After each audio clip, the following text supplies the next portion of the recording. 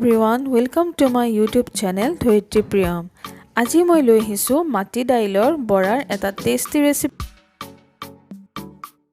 যদি আপোনালোকে এই ৰেচিপিটো কেতিয়াও খাই পোৱা নাই বা বনাই পোৱা নাই তেন্তে মোৰ ভিডিঅটো স্কিপ নকৰাকৈ শেষলৈ চাওক আৰু এবাৰলৈ হলেও ঘৰত ট্ৰাই কৰক।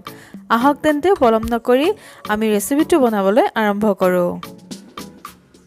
ৰেচিপিটো বনাবলৈ বহুত বেছি বস্তু আমাক নালাগে। মই লৈছো দুটা মিডিয়াম সাইজৰ পিয়াজ, দুটা বিলাহীৰ দৰে কাটি লৈছো আৰু লৈছো তিনিটা আলু বইল কৰি লৈছো, লগতে তিনিটা কেঁচা জলকীয়া।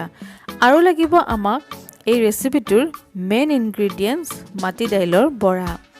এয়া চাওক মাটি দাইলৰ বৰা এই ধৰণে বজাৰত পোৱা যায় কিনিবলৈ। বিশেষকৈ লৱাৰ আসামৰ ফালে হয়তো বেংগলী মানুহসকলে এটো বেছিকৈ খায়, মই নাজানো সঠিককৈ আৰু ইয়াৰ আন কিবা নাম আছে নেকি সেইটো নাজানো। বিশেষকৈ মেলা বা এক্সপো তেনেকুৱা ঠাইত এইটো বস্তু বেছিকৈ পোৱা যায়। বৰ্তমান ইয়াত ৰাস চলি আছে, মই ৰাসত কিনিছিলো। বিৰাটেই ধুনীয়া ক্ৰিস্পি হয় আৰু ইয়াৰে আঞ্জাখন খায়ও খুবেই ভাল লাগে। আহক তেন্তে আমি বনাবলৈ আৰম্ভ কৰো।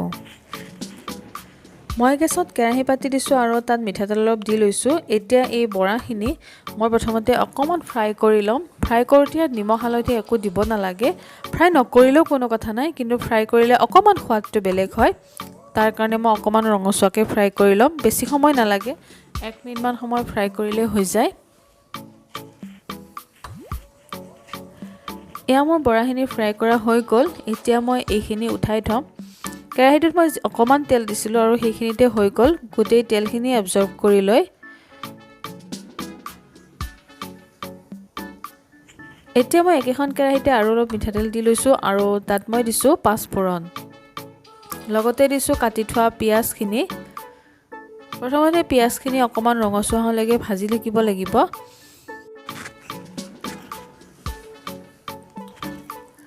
পিয়াজখিনি ভজা হৈ গ'ল, ৰঙচুৱা হৈ গ'ল আৰু এতিয়া মই ইয়াত এড কৰিছো কাটি থোৱা বিলাহীখিনি। এতিয়া এইখিনিও ভালদৰে ভাজি লম আৰু বিলাহীখিনি আধা সিজালৈকে এইদৰে ঢাকন লগাই ফ্ৰাই কৰি লম।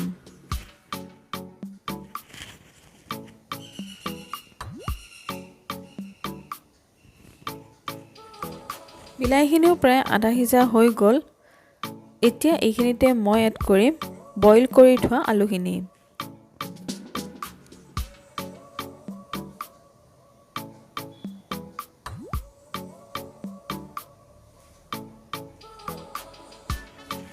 এতিয়া আলুখিনি অলপ ভাঙি দিব লাগিব। ভাঙি দি এইখিনি ভালদৰে লৰাই ভাজি ল'ব লাগিব আৰু তাৰ পিছত ইয়াত শুকান গুড়ি মছলা এড কৰিম।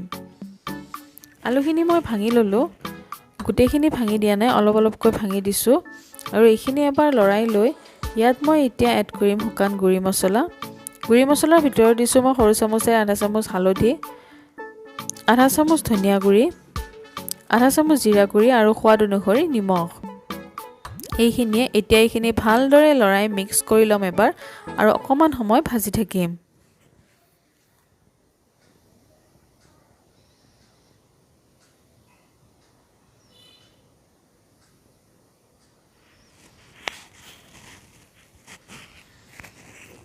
এইখিনি ভাজ খাই আহিল আৰু এতিয়া মই ইয়াত জোখমতে পানী দিম। মই পানী অলপ অলপকৈ দিম, একেলগে পানী দি নিদিব, অলপ অলপকৈ দি যাব। এয়া মই এইদৰে পানী দি গৈছো। প্ৰথমতে মই অকমান সৰহকৈ পানী দিম, তাৰ পিছত উতলি যেতিয়া পানীটো শুকাব তেতিয়া গ্ৰেভিখন ডাঠ হৈ পৰিব। একেবাৰে পনীয়া কৰি লৈ গ্ৰেভিখন খাবলৈ সোৱাদ নালাগে, গতিকে অকমান ডাঠ কৰি থব। এতিয়া মই ঢাকন লগাই এইখিনি উতলিবলৈ দিম। এইখিনি উতলি আহিছে। এতিয়া মই ইয়াত এড কৰিম বৰাখিনি। মই বৰাখিনি ইয়াত দি দিলো আৰু এবাৰ ভালদৰে লৰাই লৈ আৰু অলপমান পানী শুকোৱালৈকে আৰু অলপ সময় উতলি থাকিবলৈ দিম।